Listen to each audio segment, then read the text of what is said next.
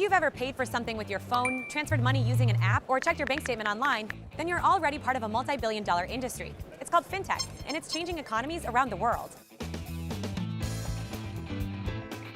Fintech is short for financial technology. Seems simple, right? Well, the term fintech includes a huge range of products, technologies, and business models that are changing the financial services industry. It refers to everything from cashless payments to crowdfunding platforms to robo-advisors to virtual currencies. So every time you donate to someone's Kickstarter campaign, that's fintech. Or if you transfer money to someone using Venmo, that's also fintech. And that's just the beginning. Here at a major fintech conference in Amsterdam, hundreds of companies are trying to disrupt the banking and finance industries by changing the way we pay and borrow money. Assalamualaikum warahmatullahi wabarakatuh. Halo teman-teman semuanya. Kembali lagi sama aku Nur Syahida Mutiara Zikra dengan NIM A210190126 dari Program Studi Pendidikan Akuntansi Fakultas Keguruan dan Ilmu Pendidikan Universitas Muhammadiyah Surakarta. Nah, pada kali ini aku mau sharing-sharing nih tentang bisnis raksasa berebut bisnis vintage. Pandemi saat ini membuat pasar vintage ketiban untung. Secara global diprediksi tahun mendatang ini pertumbuhan vintage akan semakin melesat. Nah, bagaimana sih kira-kira dengan industri vintage di tanah air ini sendiri? Kita bisa bahas singkat dalam Raksasa Dunia Berebut Bisnis Vintage. Nah, industri vintage capital ini memanglah sangat menggiurkan karena perannya semakin vital terutama di era pandemi COVID-19 seperti ini. Kemajuannya pun menarik minat korporasi raksasa untuk memperluas bisnisnya. Kita bisa lihat di yang terbaru yaitu di Amerika Serikat. Di sini ada korporasi raksasa seperti Walmart pun ikut tergoda membangun bisnis vintage-nya. Nah, dikutip dari CNBC International, Walmart akan menggandeng Robinhood Capital yaitu sebuah perusahaan pendanaan yang berada di belakang aplikasi Robinhood. Nah, aplikasi Robinhood ini ialah salah satu aplikasi investasi yang bergerak di bidang saham, ETF, hingga cryptocurrency. Nah, apa sih saraf baru ini? Nah, secara garis besar itu belum di-share ke publik, yang pastinya saham yang market cap-nya itu senilai 416,7 miliar AS dollar itu dalam beberapa jam setelah pengumuman langsung naik sebesar 1,5%.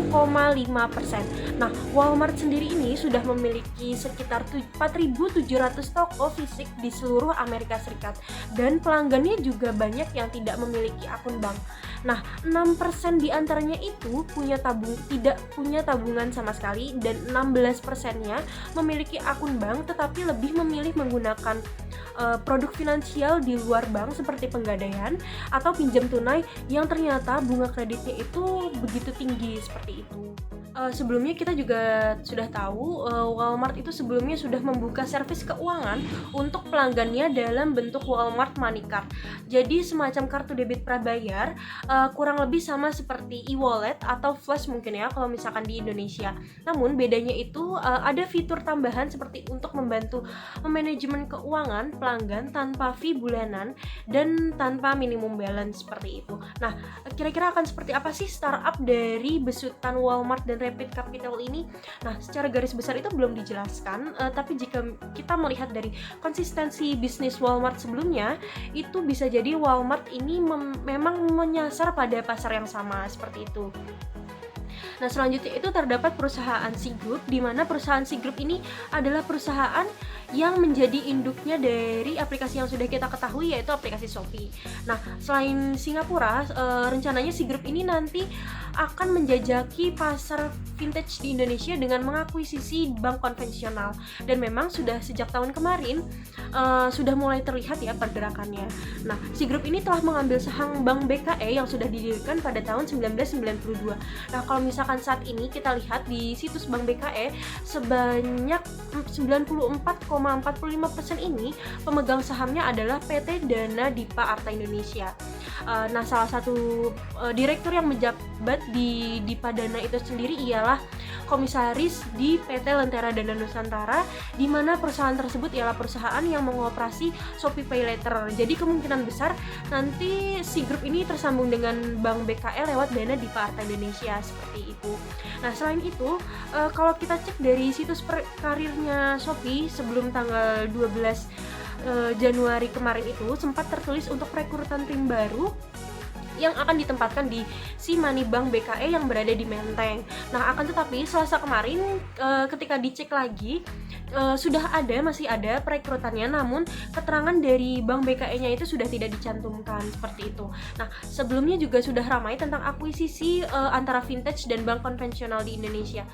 Nah, salah satu yang cukup anyar di publik ini adalah investasi Gojek di Bank Jago yang dulunya adalah Bank Artos seperti itu. Nah, Gojek ini juga sebelumnya mempunyai layanan keuangan digital yaitu GoPay, dan disebut GoPay ini sudah mengakuisisi sebesar 22,16% saham Bank Jago. Nah, nilai investasinya itu disebut mencapai 2,7 triliun rupiah yang terbagi dalam beberapa transaksi pada waktu itu. Di Senin 14 Desember 2020, Gojek ini sudah membeli 4,14% saham Arto dengan total sekitar 530 miliar rupiah.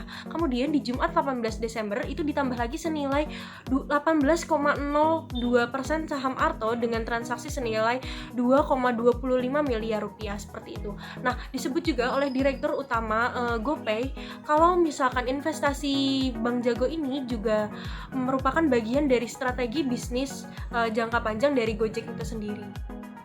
Nah, selain Gojek juga ada Akulaku yang sejak tahun 2019 ini sudah menginvestasikan dananya sebesar 500 miliar rupiah ke Bank Yuda Bakti atau BBY.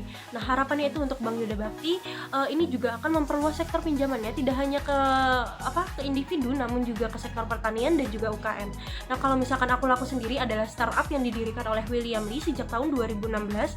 Bisnisnya ini ada e-commerce hingga multi-finance. Nah, memang dua akuisisi startup dengan bank untuk menuntut vintage ini kedepannya dinilai akan menjadi tren yang juga akan semakin melesat seperti itu. Bahkan program pemerintah juga sudah banyak yang menyalurkan menggunakan produk uang digital seperti itu. Nah, seperti salah satunya itu kartu prakerja yang menggunakan GoPay, OVO, dan juga Link Aja. Nah, termasuk penyaluran bansos lewat program Keluarga Harapan atau PKH yang penyalurannya menggunakan e-wallet atau dompet elektronik.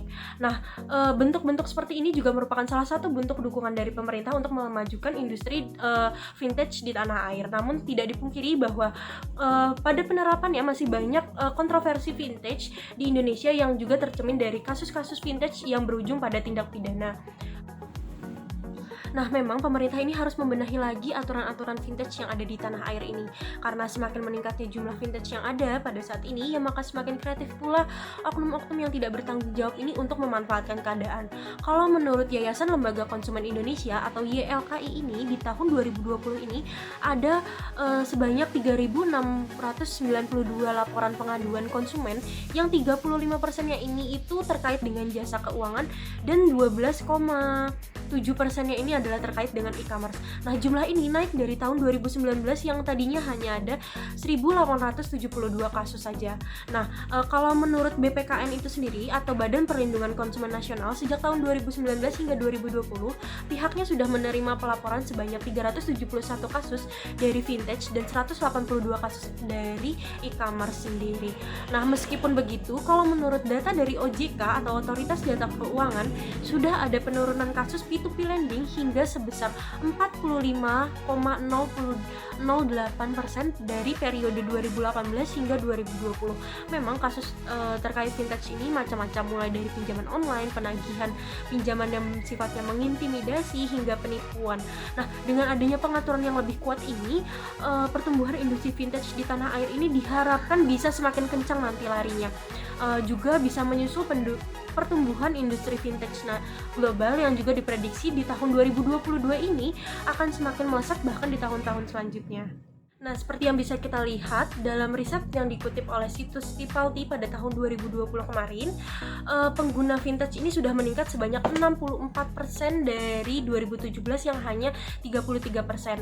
Nah, diprediksi pada tahun 2022 ini transaksi digital via mobile sudah mencapai 121% pertumbuhannya. Bahkan milenial di Amerika Serikat ini diprediksi sudah 78% sudah menggunakan bank digital pada tahun ini.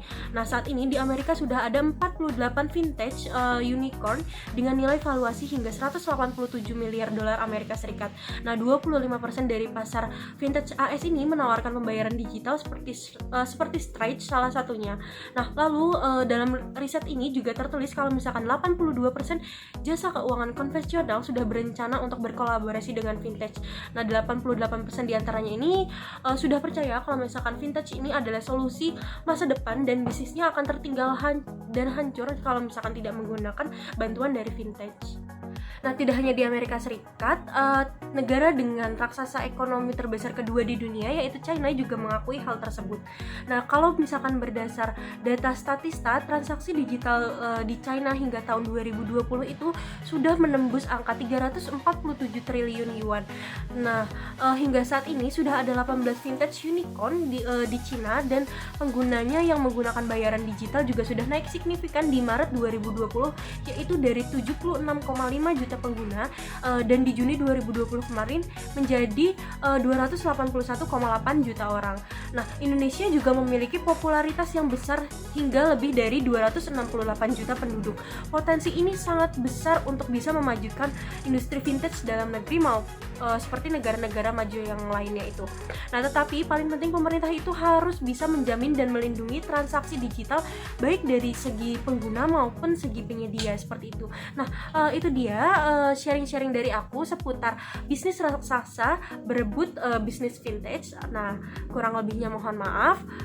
Wassalamualaikum warahmatullahi wabarakatuh. Sampai ketemu di next video.